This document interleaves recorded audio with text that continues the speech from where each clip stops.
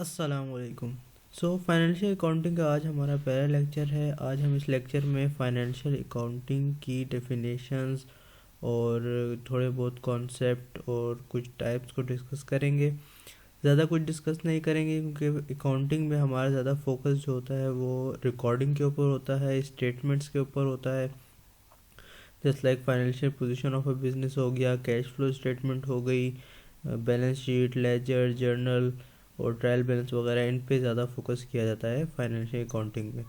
तो हम जस्ट शुरू में वो चीज़ें पढ़ेंगे जिसके जिसके इर्द गिर्द पूरी अकाउंटिंग घूमती है। पूरी अकाउंटिंग जो है वो बेस्ड जिन चीज़ों पर है, आज हम उन चीज़ों को डिस्कस करेंगे ताकि हमें ये पता चल जाए कि आगे अगर हम कोई भी फंक्शन परफॉर्म करते हैं, कोई भी ऑपरेशन परफॉर्म करते हैं, तो हमें समझ आ जाए कि यार इस ऑपरेशन का मतलब क्या है। फर्स्ट यहाँ पर हम देख लेते हैं कि अकाउंटिंग का मतलब क्या है। Accounting is a process of recording financial transaction of a business. तो बेसिकली जो अकाउंटिंग है वो रिकॉर्डिंग को कहते हैं। जो फाइनेंशियल ट्रांजेक्शन होती हैं उसको रिकॉर्ड करने के प्रोसेस को हम अकाउंटिंग बोलते हैं। रिकॉर्ड का यहाँ सिंपल मतलब ये है कि बुक कीपिंग का मतलब है कि हम कोई भी ट्रांजैक्शन बिजनेस में अगर परफॉर्म की जाती है, ट्रांजैक्शन मतलब ऐसी एक्टिविटी जिसके अंदर मनी इन्वॉल्व होती है, जिसके अंदर पैसा, जिसके अंदर कैश इन्वॉल्व होता है, तो उस ट्रांजैक्शन को, उस एक्टिविटी को हम ट्रांजैक्शन बोलते हैं। तो फाइनेंशियल ट्रांजैक्शन जिसमें कि एक बिजनेस की फाइनेंशियल ट्रांजैक्शन को जोन सी भी फाइनेंशियल ट्रांजैक्शन होगी उसको रिकॉर्ड करने के प्रोसेस को हम अकाउंटिंग बोलते हैं। अब अकाउंटिंग का जो प्रोसेस होता है रिकॉर्डिंग का, उसमें कौन कौन से जो है वो प्रोसेस इंक्लूड होते हैं। सबसे नंबर 1 पे आता है the accounting process include identifying, classifying, summarising, analysing and recording. तो सबसे पहले हम क्या करते हैं कि हमारे पास एक स्टेटमेंट होती है, एक ट्रांजैक्शन होती है, सही है, उसको हम आइडेंटिफाई करते हैं कि यार इसके अंदर फाइनेंस से रिलेटेड कोई चीज़ है भी कि नहीं। जब हम ये आइडेंटिफाई कर लेते हैं कि ये जी बिल्कुल इसके अंदर फाइनेंशियल ट्रांजैक्शन है, इसके अंदर फाइनेंस का जिक्र है, तो फिर उसके बाद हम इसको क्लासीफाई करते हैं, मतलब इसकी कैटेगराइजेशन करते हैं कि यार ये कौन सी कैटेगरी में जा रहा है। सही, फिर उसके बाद हम उसको समराइज करते हैं, फिर उसको एनालाइज करते हैं और फिर उसके बाद हम उसको रिकॉर्डिंग करते हैं। सही, the summarising a company operation, financial position and cash flow. Accounting जो है वो हम बेसिकली इसीलिए करते हैं ताकि हमें जो है वो financial position of a business पता चल सके कि ये होती क्या है। जो हमारे पास मेन जो अकाउंटिंग होती है वो हमारे पास मोस्टली 5 चीज़ों के ऊपर बेस्ड होती है। तो अकाउंटिंग जो है वो बेस्ड करती है, मतलब अकाउंटिंग के जो अंदर मेन जो चीज़ें होती हैं वो यही 5 टर्मिनोलॉजीज होती हैं, जिसमें सबसे पहले हमारे पास आता है कैपिटल, जिसको हम इन्वेस्टमेंट भी कहते हैं, जिसको हम ऑनर कैपिटल कहते हैं, ऑनर इक्विटी कहते हैं। सही है। इसके बाद दूसरा आता है हमारे पास लाइबिलिटी एक रिस्पॉन्सिबिलिटी होती है जो बिजनेस को पे करनी होती है। सही है। इसके बाद हमारे पास आ जाता है एक्सपेंसेस उस चीज़ को कहते हैं जिसके ऊपर हम वर्क करते हैं और उससे हमारे पास रेवेन्यू जनरेट होता है। एसेट क्या होता है? एसेट हर वो चीज़ होती है जो एक बिज़नेस ऑन करता है। इसके बाद आता है रेवेन्यू बेसिकली हम इनकम को कहते हैं जो जनरेट होती हैं एक बिज़नेस के डे टू डे एक्टिविटीज़ के वजह से। The capital of a business is the money it has available to pay for its day to day operation। तो कैपिटल बेसिकली एक बिजनेस के अंदर वो मनी होती है, वो पैसा होता है, वो कैश होता है, या वो जो भी अमाउंट होती है जो हम उसके डे टू डे ऑपरेशन के लिए और उस बिजनेस को ग्रोथ के लिए इस्तेमाल करते हैं। लाइबिलिटी, इसके बाद आता है liability is something a person और company owns usually a sum of money. Liability include money, goods और सर्विसेज। लाइबिलिटी एक जस्ट एक रिस्पॉन्सिबिलिटी होती है हमारे ऊपर जो कि हमें पे करनी होती है। जब एक चीज़ हम अवेल कर लेते हैं उसके बाद हम जो है वो उसकी है हमें रिपे करना होता है। जस्ट लाइक लोन हो गया, अगर हम लोन लेते हैं किसी से उसको हम रिपे करना होता है। जस्ट लाइक हम अगर क्रेडिट पे किसी से सामान लेते हैं तो उसको वापस रिपे करना होता है। जस्ट लाइक चीज़ें होती हैं। इसमें जो है वो बॉन्ड्स भी आते हैं आगे कम्प्लेक्स अकाउंटिंग के अंदर। इसके बाद आता है expenses is the cost of operation that a company inquire to generate revenue. As a popular saying goes, it cost money to make money. तो एक्सपेंसेस बेसिकली एक वो उन ऑपरेशन पे लगने वाले पैसे को कहते हैं जिससे हमारे पास रेवेन्यू जनरेट होता है, यानी जिससे हमारे पास इनकम जनरेट होती है। फिर उस इनकम के अंदर से हम एक्सपेंसेस को माइनस करते हैं, फिर हमारा प्रॉफिट आता है। ये सब डिस्कस करेंगे हम इंशाल्लाह आगे इनकम स्टेटमेंट के अंदर। एसेट क्या होता है? Asset is any resource own or control by a business. Asset जो है वो कोई भी ऐसा रिसोर्स होता है, कोई भी हमारे पास इसमें लिक्विडिटी भी आ जाती है, कैश भी आ जाता है, इसमें करंट होते हैं, नॉन करंट एसेट्स होते हैं। नॉन करंट एसेट होते हैं जिस लाइक इसे कहते हैं फिक्स एसेट और करंट एसेट। फिक्स एसेट उन एसेट्स को कहते हैं जिनकी लाइफ जो होती है वो 1 साल से ज़्यादा होती है, और जो करंट एसेट होते हैं उनकी जो है वो लेस देन ईयर होती है, मतलब 1 साल से कम होती है।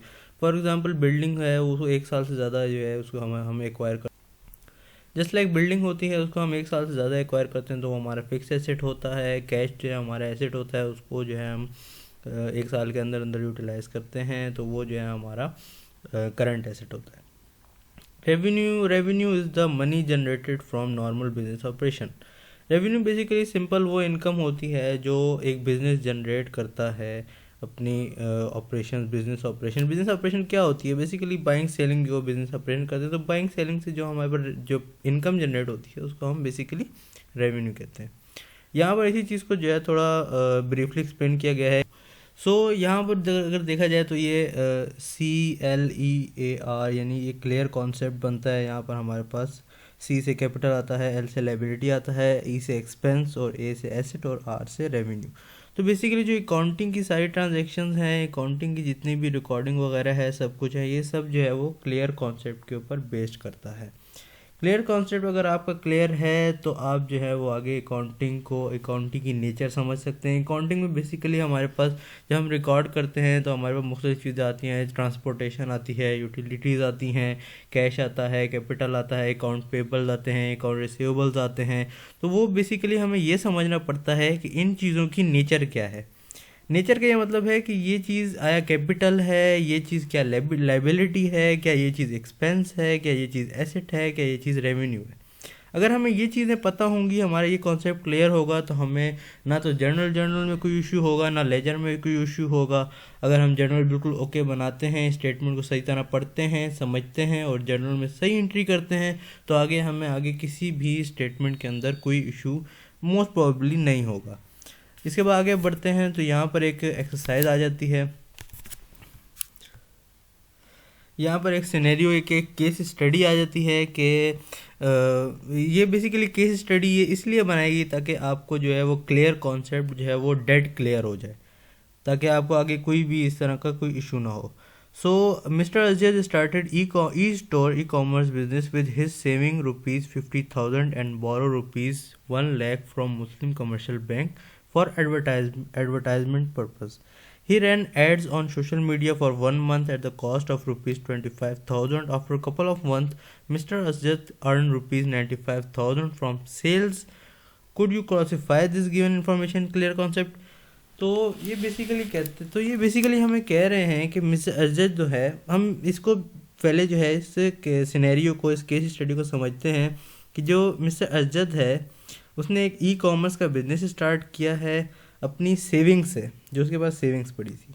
सही है, तो उसने वो 50,000 उसके पास सेविंग पड़ी थी, उसने उससे बिज़नेस स्टार्ट करा और बैंक से लोन लिया है, मुस्लिम कमर्शियल बैंक से लोन लिया है ₹1 लाख। एडवर्टाइजिंग के लिए लिया है, किसी की भी लिया है, लेकिन उसने लोन लिया है। सही है। He run ads on social media for 1 month at the cost of ₹25, मतलब उसने एडवर्टाइजमेंट लगाई है।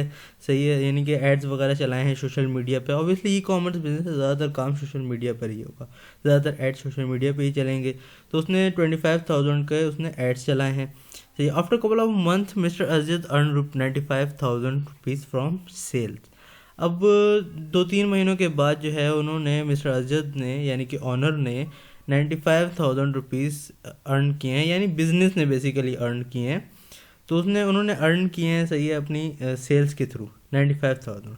तो अब इस सारी इन्फॉर्मेशन को हमने क्लियर कॉन्सेप्ट में डालना है, मतलब कि इस सारी इन्फॉर्मेशन हमें निकालना है कि क्या चीज़ हमारे पास कैपिटल है, क्या चीज़ हमारे पास लाइबिलिटी है, क्या चीज़ हमारे पास एक्सपेंसेस हैं, क्या चीज़ एसेट है और क्या चीज़ रेवेन्यू है। यानी इस चीज़ को हम क्लासीफाई करना है, इस चीज़ को हमने तो अगर देखा जाए तो यहाँ पर हमारे पास कैपिटल जो है वो हमारे पास बनेगा, एक तो उसकी सेविंग बन जाएगी और एक जो है उसने यानी कि 1 लाख रुपए ऑब्वियसली उसका कैपिटल है, वो भी सही है। तो total capital is the total financial investment, सही है। तो जितनी इन्वेस्टमेंट डाली गई है ना स्टार्ट करने के लिए बिजनेस को, तो वो हमारा बेसिकली कैपिटल होगा, जैसे मैं पहले बता चुका हूँ। तो उसकी सेविंग 50,000 थी, सही, और उसने लोन लिया था 1 लाख का, 1 लाख का, तो वो प्लस करके जो वैल्यू बनेगी वो बेसिकली इसका कैपिटल होगा। तो नीचे देखो तो कैपिटल जो है वो 50,000 plus 1 lakh rupees equal to 1,50,000 जो कि इसका कैपिटल बनता है। इसके बाद इसमें जो है ना उसने लोन लिया है। अब लोन लिया है, उसके सर पे एक रिस्पॉन्सिबिलिटी है जो उसने वो रीपे करना है, रिस्पॉन्सिबिलिटी को ख़त्म करना है। तो जो रिस्पॉन्सिबिलिटी यहाँ पर है, यहाँ पे वो लोन है, यहाँ पे जो उसने लोन लिया था मुस्लिम कमर्शियल बैंक से यानी 1 लाख रुपीज़ का।